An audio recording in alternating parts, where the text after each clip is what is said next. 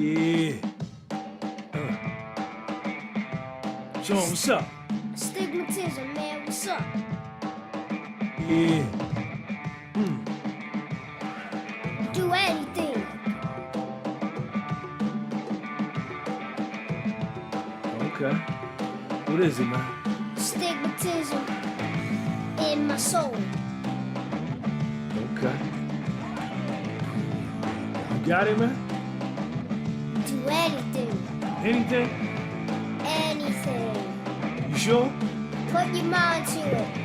Do anything. But what if it's hard, though, man? If it's hard, it's gonna be hard. If it's easy, it's gonna be easy. It's all about what you think. Okay. Good dude, God. What's up, people? Sean G, live on the microphone. August the 11th, it's a Wednesday, 2021. We live from New Jersey. Thank everybody that's already hit the like button for me. Please hit the like button. When you hit the like button, they send out more notifications so we can get more people involved. Welcome to the channel. This is the podcast with Soul. We here. We live. Shout out to everybody, man. Let me get the Cash App joint going. Yo, today we're going to talk about PPP loan fraud and white-collar crime, federal white-collar crime, federal prison, all of that comes with PPP loan fraud.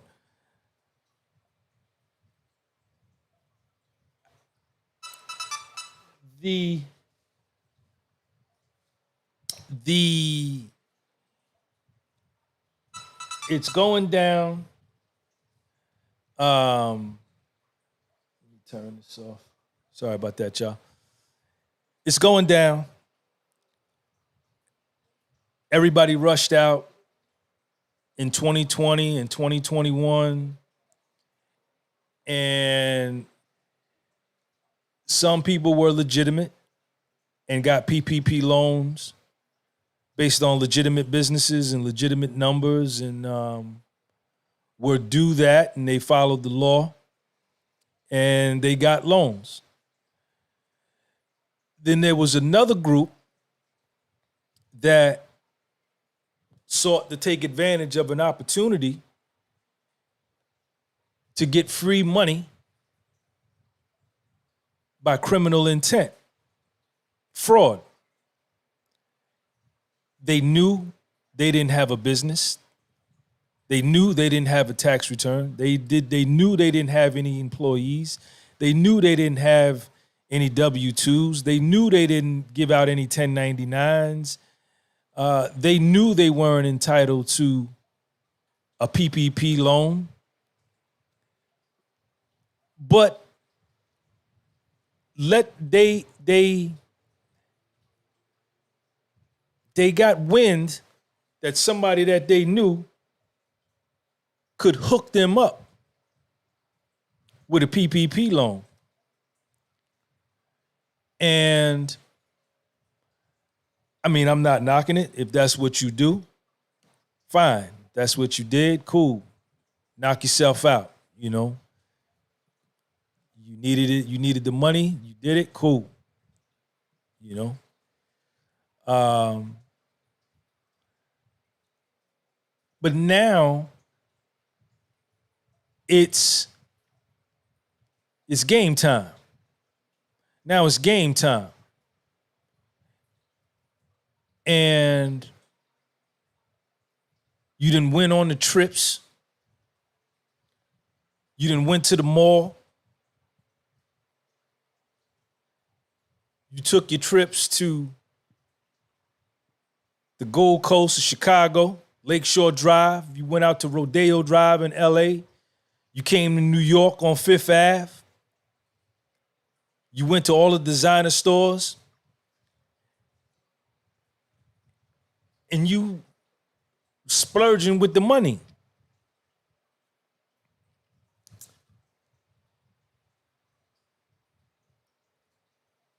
Now, you wake up one day and you hear this. And you say, who is it? And they say, it's the FBI or the Internal Revenue Service Criminal Investigation Division. We want to talk to you.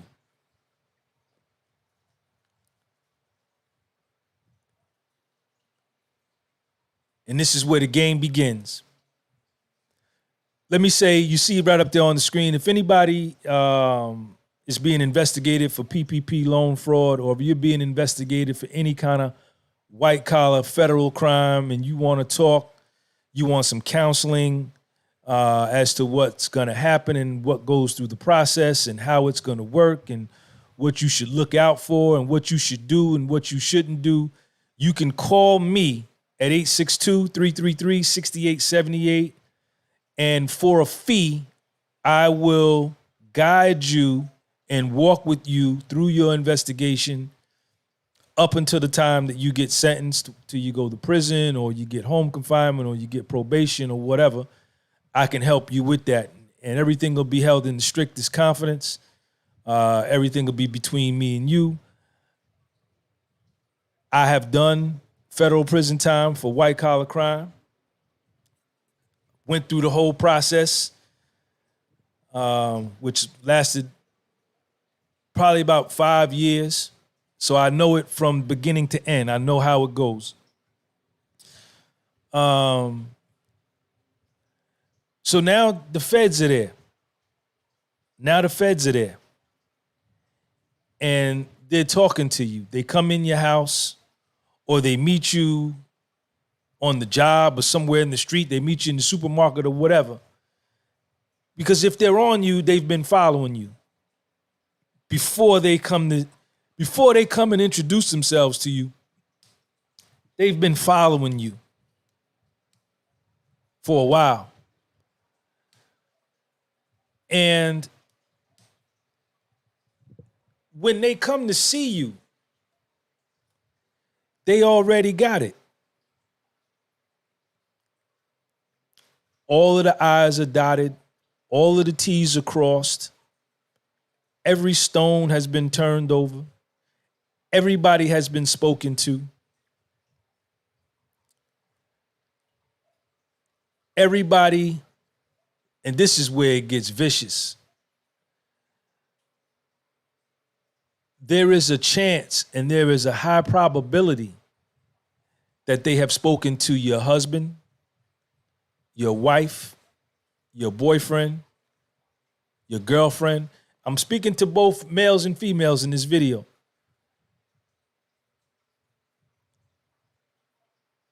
Some of your enemies, some of your family members that don't like you, people that you were involved in the loan with, the loan officer. The loan officer is probably jammed up already. And there's a possibility that he could have put them on to you to help himself. They've gone through your Instagram. Everybody who you're in the pictures with on these vacations and in these designer stores, they've probably already spoken to them. So when they come to see you, they already know everything that they need to know. They got copies of the check. They got copies of your loan application. They got copies of the fake tax returns. They got copies of the fake W-2s. They got copies of the fake 1099s. They got copies of the wire transfer confirmation. They got copies of everything.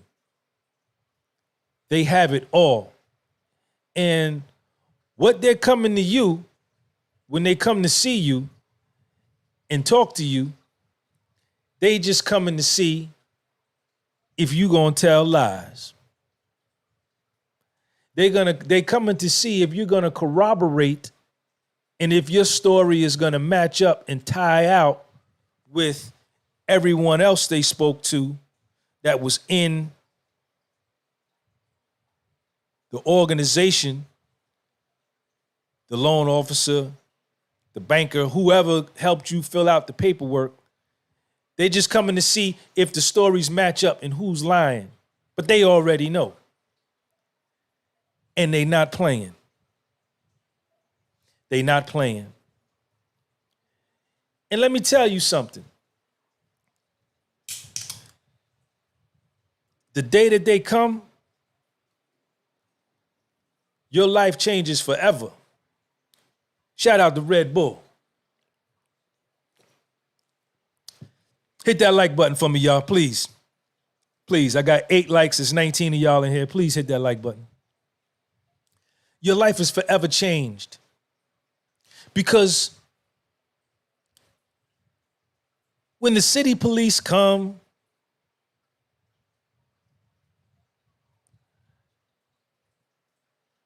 the county police come, the state police come,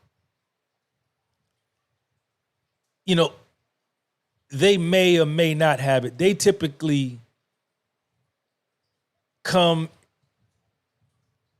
and detain you and then try to build their case with you in custody and start asking questions. And they're kind of relying upon you to build their case against you for them. Not like that with the feds, baby. Not like that with the feds. When they come, they got it. And when they leave you, you know for a fact that you done fucked up. For a fact. You know that for a fact. That's a factoid. And you are never the same. Right? And they may allow you, they may not take you into custody when they come and question you the first time. They just coming to see if you gonna lie. Stizzy, Quadrex. So they may just see if you gonna lie, and then they may leave, right? And then what they'll do is they'll be monitoring your phone, your text messaging, seeing who you calling and who you texting and what are you saying about the visit that they paid you. And they'll probably keep continuing to watch you after they've come.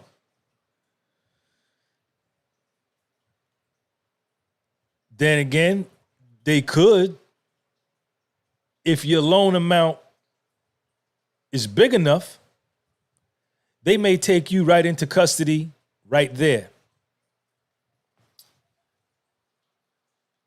I was convicted in 2014, August 2014, on a federal white collar crime of the preparation, what do they call that shit? Hold on, I got my paperwork right here. Hold on. Aiding, here we go. This is my PSI. You want to read it? You can read it, I don't care. You can go online, look my name up. You can look my name up, you can read my whole PSI. Aiding and assisting in the preparation of false income tax returns. That was what I was charged with. That's my charge right there. See it? See? I don't want to show nobody else's name. And how it works is when they came to visit me, I pulled into my parking lot. I was on my way to my office. I had pulled into the parking lot. And I got out the car to go in my office that morning. And 2 big white dudes got out of this Camaro, fully tinted windows. They had bulletproof vests on. They had the chain badge. You know, they wear the badge around their neck. And one of the dudes had papers like this. He had it like this. It was rolled up in his hand. He said, "Are you Sean Gunby?" I said, "Yeah." He said, we're with the Internal Revenue Service Criminal Investigation Division. This is a search warrant signed by a judge, and we're coming upstairs with you. And I said, okay. And we went upstairs. I opened up my door. They were right behind me. I opened up my other door. I went in. And within 7 seconds after we got in my office, there was a windbreaker convention in my office. You know them dark blue windbreakers with them yellow letters on the back? They had a convention in my office. It was about 19 of them. ATF, IRS, CID, FBI, DEA. You think of any letter in the alphabet, they was in my office with me. I was by myself. And I knew beyond a shadow of a doubt that I had fucked up. And they stayed there for about an hour and a half. They took all of my files. They asked me for my passwords to my computers. And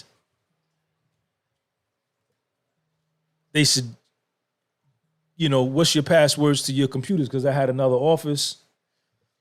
They said, if you don't give us the passwords, we're going to get in the computers anyway. But I gave them to them. And then my temporary secretary had walked in. She was coming to work. They met me there probably by like 8:30. They was already there. They had watched me that whole night. They had watched me. They had squatted outside my crib in Jersey City, as they had been doing for months in advance, unbeknownst to me. And then they had followed me to work. Some of them probably followed me to work. And then some was already posted up at my office. This is how they work. So my temporary secretary came. They grabbed her up, took her in another room, questioned her. And they were there for about an hour and a half. They took all of my files, and then they left. They said, okay, Mr. Gunby, you can have here's my card. If you got any questions, you can call me, and have a nice day. And I said, I'm not arrested? He said, no. I said, I can keep doing taxes? He said, yeah. As long as you do them right. And they left. Little Sean wasn't even born yet. This was 40 days before the birth of my first son, my first child. I have one son. This was 40 days before that happened. And my life changed forever. My life changed forever.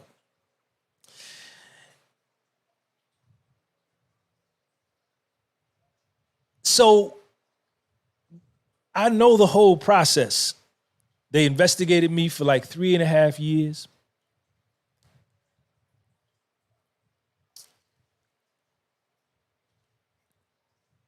People that I thought loved me and were my friends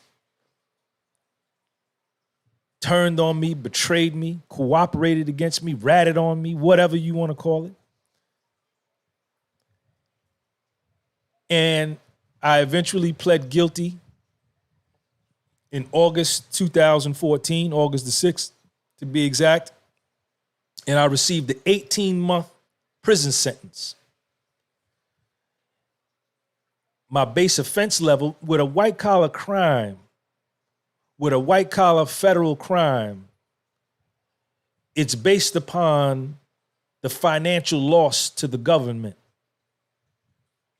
That's how they base how they gonna bust your head to the white meat.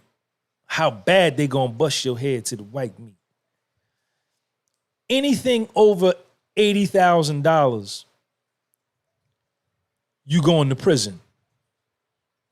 It's going to be mandatory incarceration, even if you don't have any prior criminal history, because you're going to be a Category 1,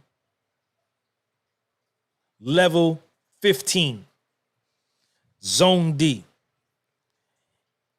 And they're going to come to you. This is going to be, see, after they come see you, your life changes forever. Because now you don't know who's against you, who's with you, or what. And now you got to hire a lawyer. The day they came, after they left, I got on the phone and started calling lawyers. I found the lawyer, Big Lou. I found the lawyer,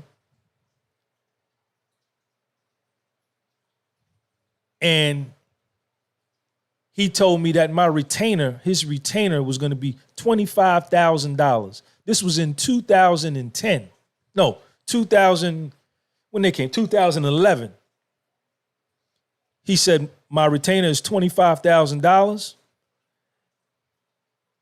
and I bill at $700 an hour.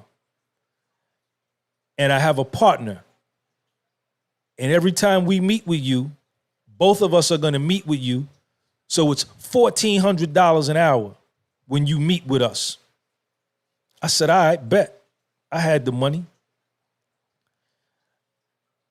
I put on my clothes, my suit. I went down to his office to meet with him the first time. When I walked in and he saw me with my tailor-made suit and my silk tie and my suspenders and my hat, my Johnstone Murphy shoes, which was a bad move on my part. I supposed to have wore sweatpants down there with a dirty shirt, with a rip in the shirt. But I'm dumb. I go down there, I'm clean as the Board of Health. The retainer, when he saw me, went from $25,000 to $35,000. And I wrote him a check for $35,000 right on the spot. And I retained them. When it was all said and done, my legal fees amounted to $65,419.47, something to that effect. Because every time I went to meet with them, it was $1,400 an hour because I had to meet with both of them, came at the same time. So this is the big leagues. So if your base offense level, if your loss amount is big enough, like if some of y'all done went out there, man, and got $150,000, $250,000, $600,000, $1 million, you might as well get ready for the get ready. Your ass going to the joint for a long time on a white collar crime.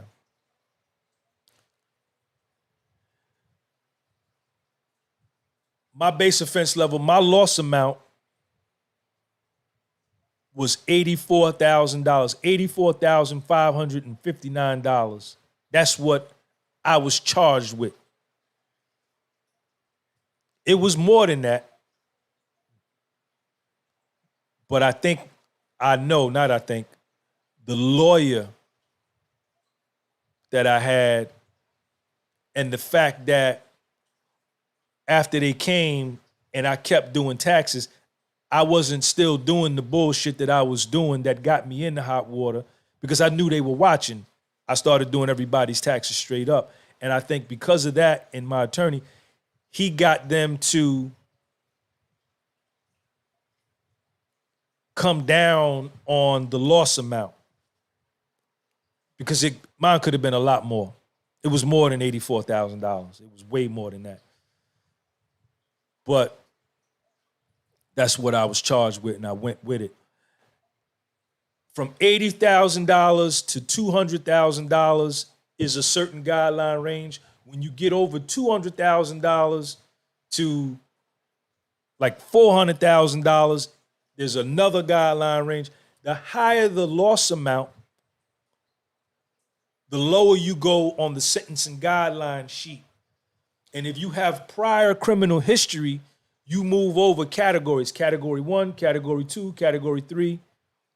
And if you've been convicted of a crime within the last 15 years, that can count toward your moving over in categories. And the further you move over to the right in the category and the lower you go on the level, it goes like this. You start here, category 1, level 15, you go over and you meet right here. And whatever that guideline range is right there, that's what the judge has the discretion to sentence you to. If the guideline range is 40 months to 24 months, he can sentence you to the high end of the range, 39 months, or he can sentence you to the low end of the range, 24 months. And he could even go outside of the range at his own discretion. Like, if you've been acting a fool while they're investigating you, he can go out of the 40, he can go above the 40 and give you 60 months. Or if he feels a certain way, or if you cooperate and rat, he can go under the guideline range and give you less time. That's going to be an option for you. That was an option for me. They wanted me to cooperate, turn in my clients, wear wires, wear cameras, go and do things for them at whatever time of day, whatever time of night. When they needed me, I would have to go. And I said, I can't do that. I can't do that.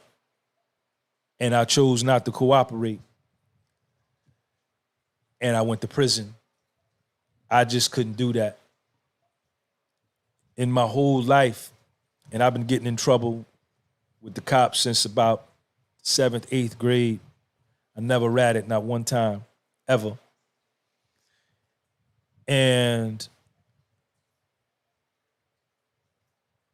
you know, you gotta, this is what's gonna happen to you.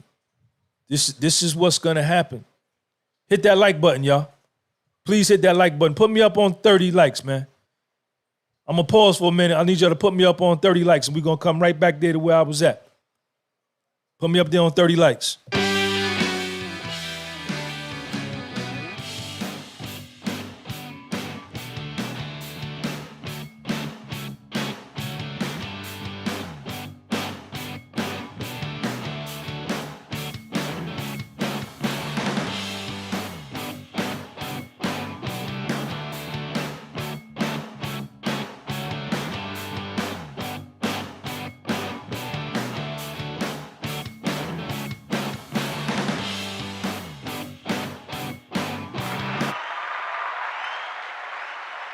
So this is what's going to happen to you. And I'm talking to everybody, man. When I say this, when I'm doing this video, I'm talking to all 7.9 billion of y'all. Irrespective of your creed, color, nationality, religion, any of that. Now, when the deal go down, ain't nobody, when the word gets out that the feds came to see you or that you under investigation, Everybody is going to run for the hills, man. Everybody is going for self. Everybody is going for death. You're going to be on your own. Most likely, the loan officer and the SBA person or the bank where you processed your loan through is working against you. They're supplying the feds with all the documents that they need. The loan officer, he's trying to save his own ass because he's on the hook too. He may be facing some prison time. Everybody that you was involved, the one that filled out the paperwork, the one that told you, that hooked you up with the hookup, all of them may be cooperating, may not. Now,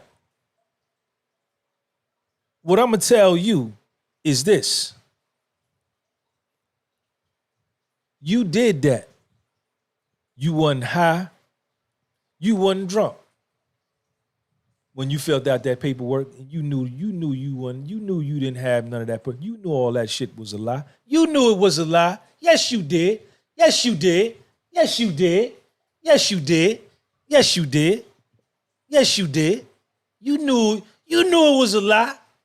You knew you wasn't entitled to that money. But now that you done got busted, now you want to tell. Now you want to rat.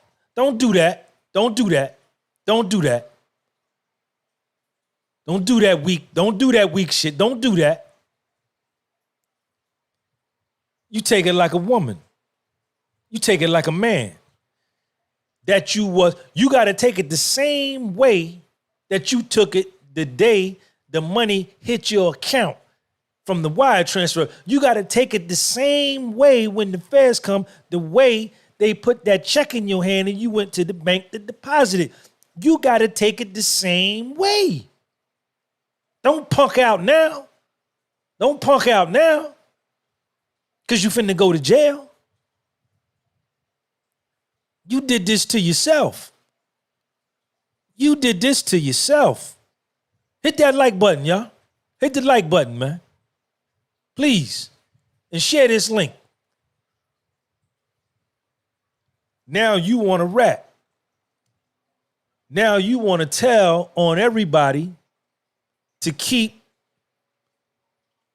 yourself out of prison or go to prison for a shorter amount of time than you otherwise would have. Hit that like button, y'all. Please hit that like button, man. Please. It's 36 y'all in here. I got 24 likes. Something ain't right. Something ain't right. Somebody like. Somebody light on the likes. Don't do that. Because let me tell you what's going to happen. If your loss amount, if the amount of money that you defrauded the government out of is large enough, you go into prison no matter what. You're going to get mandatory incarceration. And if you rat, if you sign a 5K1 or 302 or you cooperate in any fashion,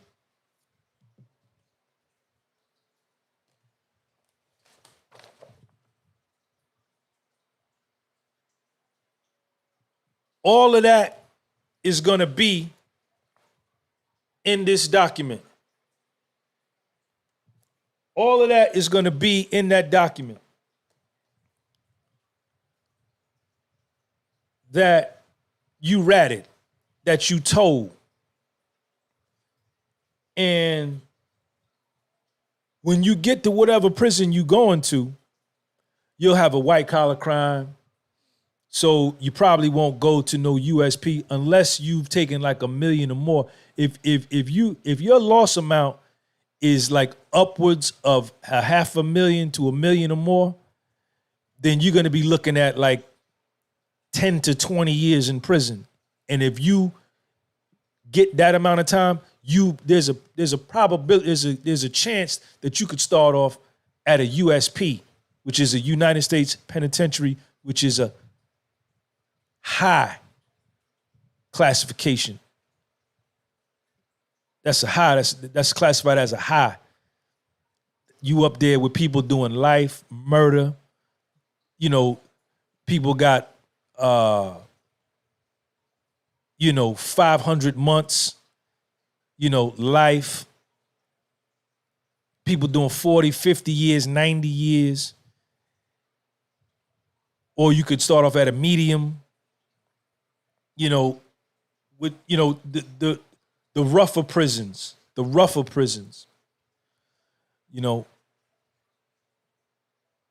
I was at Morgantown. Morgantown was a low. Some even considered it a camp, but it wasn't a camp because we had about 1,300 dudes on the compound. We had a shoe on the compound. We wore khakis.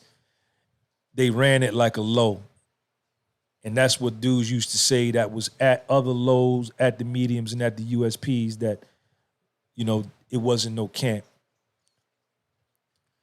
But all of that's going to be in your paperwork. If you decide to cooperate, all that's going to be in your paperwork, and it's not going to be good because them niggas in there, them inmates, they're going to look up your paperwork when you get there.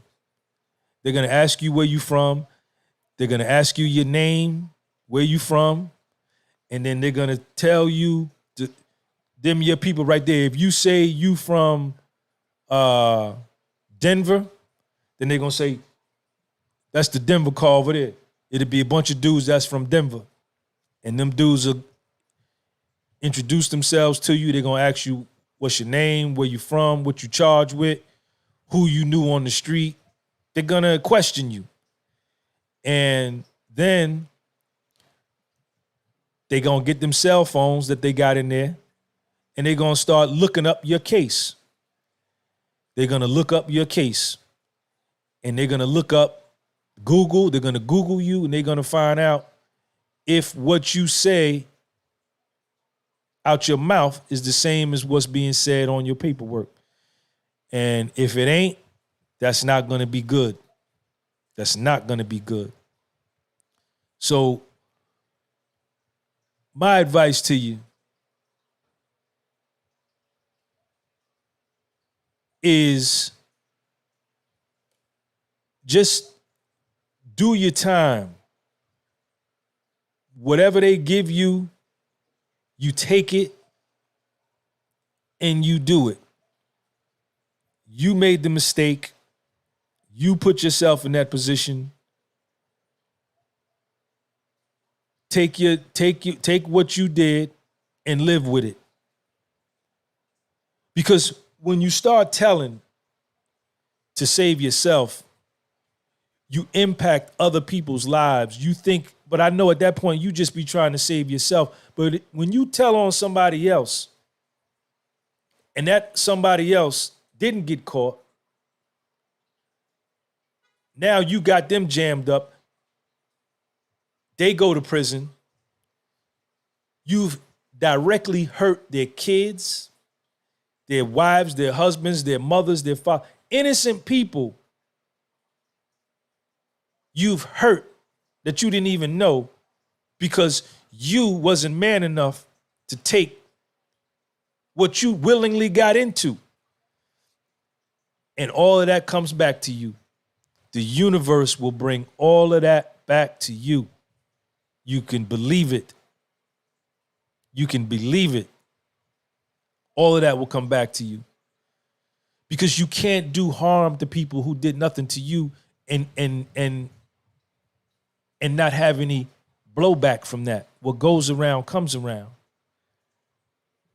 Right? And if you still go to the joint with bad paperwork, I mean, it could go anyway once you get there, you know.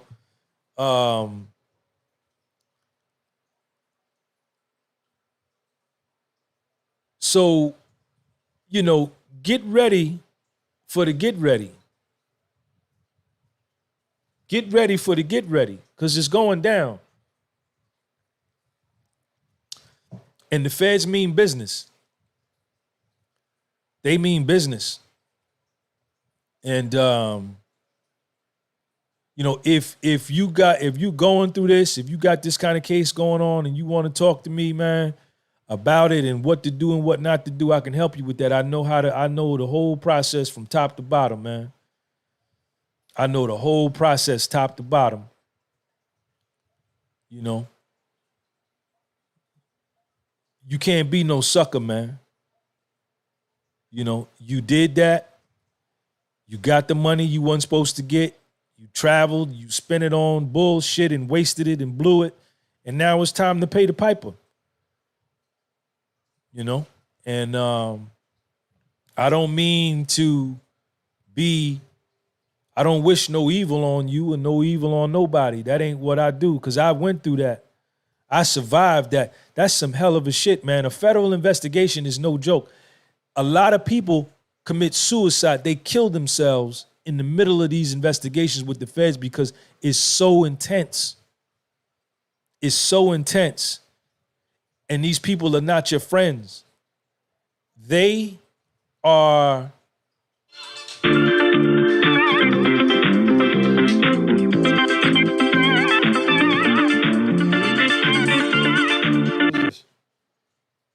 it's so intense. Yo.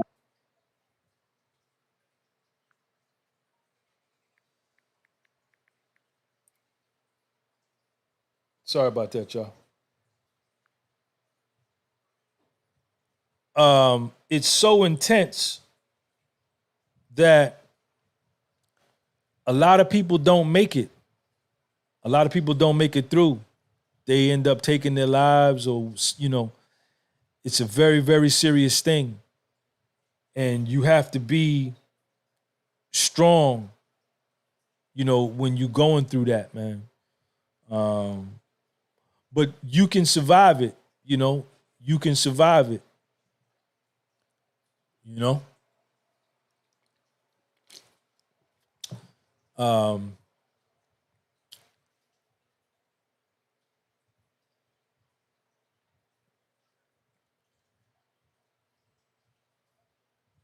What I could tell you, if you're going through this, just stay true to you. Stay true to you. You know what I'm saying? And try to get the least amount of time that you can. You know, they had me busted dead to rights. They had me on camera. An agent for the FBI or the IRS, whichever one, I don't know which one she worked for. Excuse me. She came to get her taxes done by me. And she was wearing a camera on her jacket. Black girl, just like me. Black power, Black Lives Matter. This black girl was working for the feds. She came and she recorded me, and she recorded my whole thing, and I got her back $1,400 more than what I was supposed to. And that was the evidence that they had against me. So once I saw that videotape, once they showed me that, I knew I wasn't going to trial. I wasn't trying to fight. I knew I was busted. I knew I was wrong. I knew that I was doing wrong. Even while I was doing it, it didn't feel right with me, but I did it anyway. I was greedy. I got greedy. And I got greedy. So when they came, I knew it was over.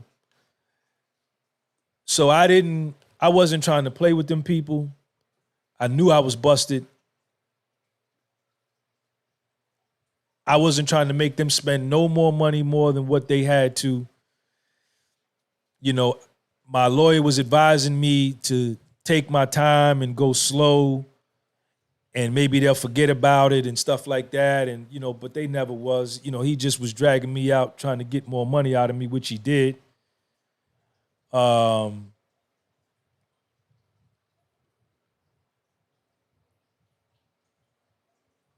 So, you know, my advice to you, if you know you busted, just say, yo, come on, let's go. Let's get it over with.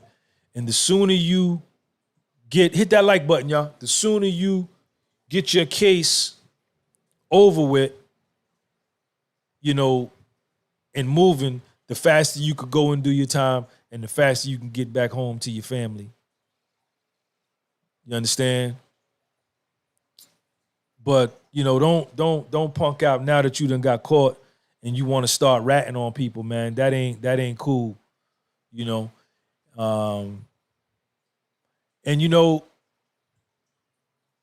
when you get to prison, man, when you get to prison, well, I don't, for me, man, it was actually what I needed. It was actually what I needed, man. That was where I made my turnaround. That was where I found myself, and I was able to really analyze myself and look at my life and analyze what I had done and the position I had put myself in. And I took responsibility for what I did. I was accountable for what I did, man. And I was there for 15 months, 15 days, and 19 hours.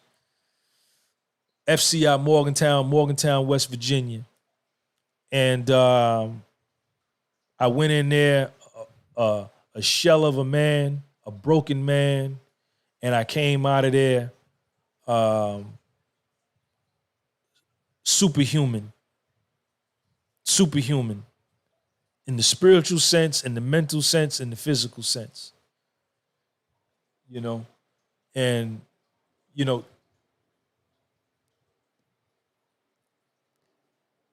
if you go to prison, you can make that time work for you. You can use that time to make a comeback. If you're young, I went to prison, I was 45. I was 45 years old. I lost $1.2 million net worth. I lost my real estate broker's license. I lost my property management business. I lost my financial consulting business. I lost my tax business. I lost my personal residence. I lost a $400,000 a year salary that I paid myself. I lost myself.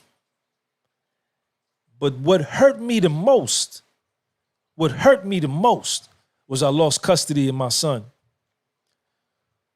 That day I dropped him off, I had to be to Morgantown that Monday at 12 noon. Once you get sentenced, they're going to send you a paper telling you where you got designated to, what prison you got designated to. And in my case, I was able to self-surrender. And they said, Sean, you got to be at FCI Morgantown by 12 noon Monday. If you are not there by 12:01, you will be considered a fugitive and the U.S. Marshals will be on your ass. And I dropped little Sean off Friday night by his mother. He was 3.5 years old. And I dropped him off, and I used to pick him up every Saturday. And I said, I looked to him. I drove from Jersey City. Oh, man. I drove from Jersey City, New Jersey to Clifton, New Jersey, dropped him off. And we got out the car. And I knew I wasn't going to see him no more.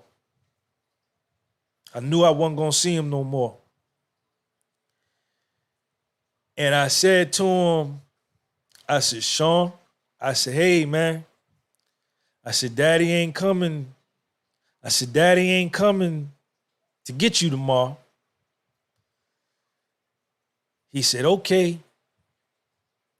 And he walked up the stairs and he went in the house. And I got in my car and I tried to drive back to Jersey City. I tried to drive back to Jersey City. And y'all, I had to pull the car over. I had to pull my truck over.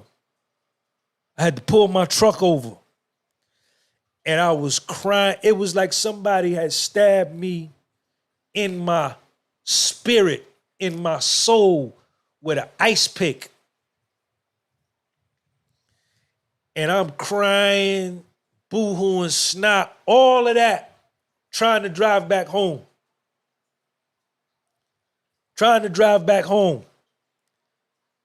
to go to sleep to know I got to goddamn get on a one-way flight tomorrow and fly to goddamn federal prison in West Virginia. Ain't never been to West Virginia in my life. And I scared to death. And I jumped on the flight. I flew out from Newark, New Jersey to Charleston, West Virginia. I stayed one night at the Hampton Inn out there. Then I caught the bus Saturday from Charleston, West Virginia to Morgantown, West Virginia. Got another hotel room in Morgantown on Sunday. And then I woke up Monday and I called a taxi. I said, hey, come pick me up. I'm at the Hampton Inn over here. I need a taxi. The taxi came. I jumped in the car. He said, where are you going? I said, take me to FCI Morgantown. Take me to prison. But first, take me to the post office. And he drove me to the post office. And I had brought all of these books that I was going to read while I was in the joint.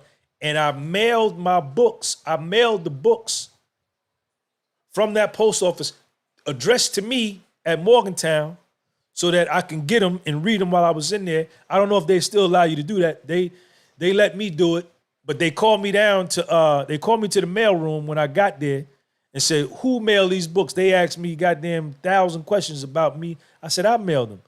Who told you to mail these books? All that. They go through your books. They go through everything. And I went to prison. I went to prison. And I survived it. And here I am, looking great as I do.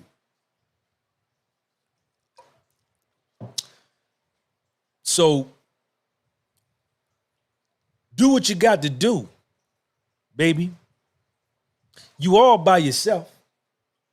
Ain't nobody coming to help you. Ain't nobody coming to help you. Ain't nobody coming to assist you. If anything, people are going to be running in the opposite direction from you.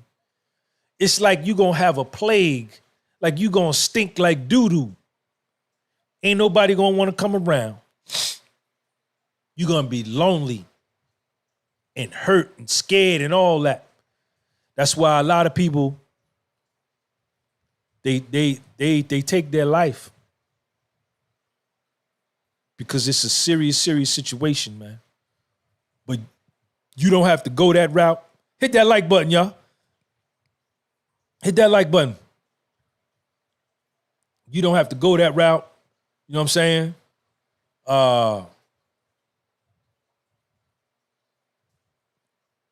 You know, take care of your business, though. I got 49 people. Put me on 50, man. I don't think I ever had 50 people on this channel yet. Put me on 50, man. David Andrews, Volume 3 is out, man. I finished it yesterday, man. Next week, we're going to be on the marketing thing. You'll see it next week. But, you know, you can go into prison, man, and you can change your life if you got to go. You know, and you got to look at what you did. There we go. 51 people in. I got 51. That's my most ever. 51 people in the room, nigga. Sean, what's up? Stigmatism, man, what's up? This that little Sean. That's my son right there. Do anything. Do anything. Put your mind to it. Okay. Put your mind to it. Is it, man? Stigmatism in my soul. Okay. You got it, man? Do anything. Got him, Anything? Sean. Anything. Get him, Sean. You sure? Put your mind to it. Do anything. But what if it's hard? Watch my son right here. If it's hard, it's gonna be hard. If it's easy, it's gonna be easy. It's all about what you think. Okay, I can dig that. That's my son right there, man. Y'all see it, man. Y'all see it, man. You see it. You see it. I was gonna say something, man. you know. But yeah, man. You know, I got out at the age of 47, and I had a bachelor's degree. I got a bachelor's degree in accounting and a master's degree in finance on the wall. I couldn't even get a job at Wendy's or at the gym. And I tried to get a job at a private equity firm. Black American male with a white collar federal crime. Nothing coming. I had nothing coming. Nothing coming. The government will tell you, out of all of the criminals that they fear the most, it isn't the murderer. It isn't the kidnapper. It isn't the serial killer. It's the white collar crime guy. Because when the crimes he commit can cost the government tens, hundreds, even billions of dollars. So he's the one they fear the most. So you get a white collar crime on your jacket, man, it's gonna be rough for you. But you can look at me and you can make a comeback. You know, no matter how you feel or what you're going through, if you're gonna survive this or not, you understand? You can make a comeback. And if you young, if you in your 20s and 30s, just go ahead and do the time, man. Get that shit over with. Just go ahead and do it and do the time. And come up out of there and you can start all over. If I could do it at 45 and get out at 47 and I'm 52 today, you definitely could do it if you in your 20s. Don't be no rat. Don't be no sucker. Because once you become a rat, you be a rat for the rest of your life. Your name is trash. I walk around my same neighborhood. I walk around my same town. I go to the same barbershop. I go to the same places I went before I went to the joint because I didn't rat on nobody. I ain't got to worry about nobody doing something to me. But once you go that route, the rest of your life, you got to always wonder and worry, you know, if that's going to be the day that who you told on just says, man, fuck it, I'm getting this nigga. You know, and it's a horrible existence, man. My son got respect. I got respect because my name is money. My name is money. My name is money. You understand? So that's how we get down. So I'm telling all of y'all, man.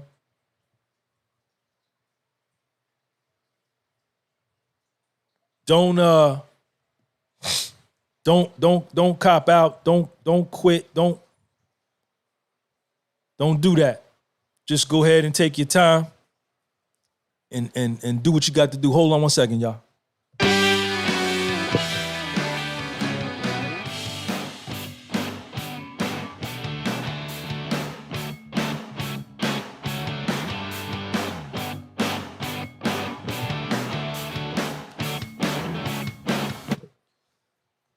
All right, y'all, let me get up out of here, man. I'm going to holler at y'all later. I love all y'all. Thanks for coming through. Shout out to all of y'all, man. Peace. Share this link. Share this link. All right, peace.